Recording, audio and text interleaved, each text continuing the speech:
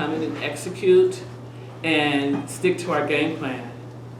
And that becomes a little bit more difficult when when you see the aggressive style defense that we saw from Manchester. I can say I'm proud of these girls. We've come a long way. We're a young team, but that's definitely no excuse. We executed in spots, and in some spots we didn't execute. And I think a game like this, with the number of possessions, the low scoring, that we have to take care of the ball. We have to execute in our half-court sets, and we had to rebound. And some of those areas were questionable for us.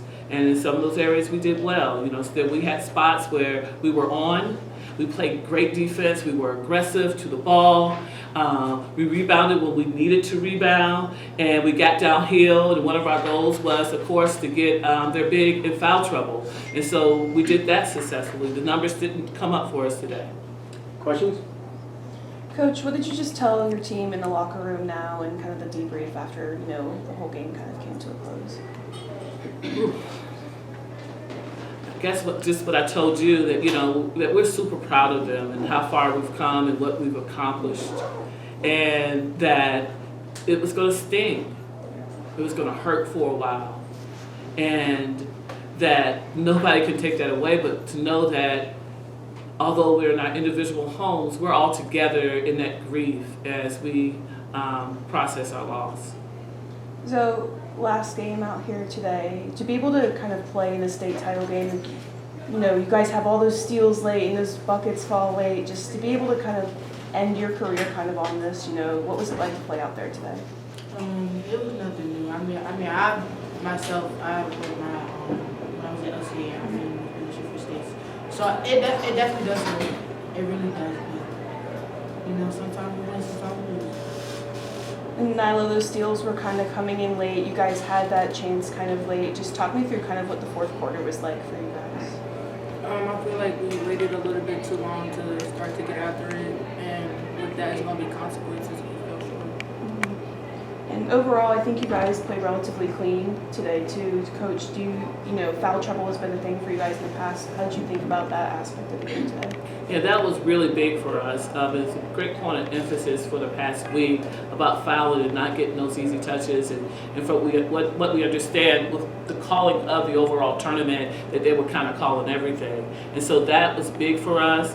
And then, we got a couple players that got a couple of fouls early, but we really had to trust them to kind of correct it, and because this is win or go home, we're going home without a trophy.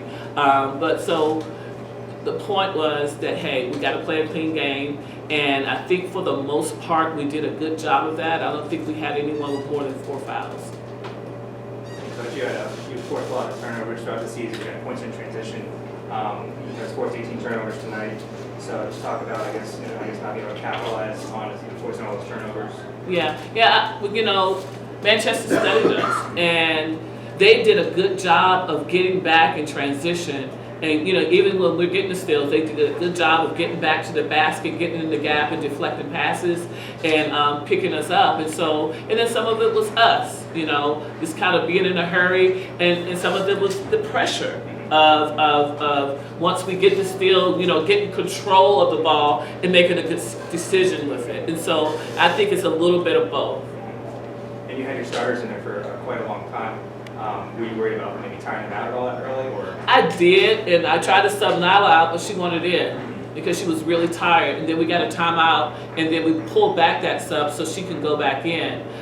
They were absolutely exhausted, but, we rise and fall on them. And so we have to give them an opportunity to kind of pull it together. And this is the type of game where, you want to use your subs, but at the same time, we did get a couple subs in there for a minute or two so they can get a breather. But at the same time, because it's so ticky-tack, you make a sub, you lose something on one side, of offense or defense. And so it really was a game of numbers and me taking a chance on the people that got us here. Yeah, I was going to ask the same question as far as the sub. I think 346, Zoe Foster got a second foul, and her sister subbed in for her. But it seemed like it was a little bit of confusion as far as the subs. But do you think that they were kind of wore down mentally at the end of the game based upon, because the bench, you have a really good bench. And do you think the kids got worn down mentally, not physically? I think it's a little bit of both. Like I said, you know, that was a coaching's decision about leaving my horses in the game. And the mental fatigue comes from, this has been a very long season. We've been playing since last August.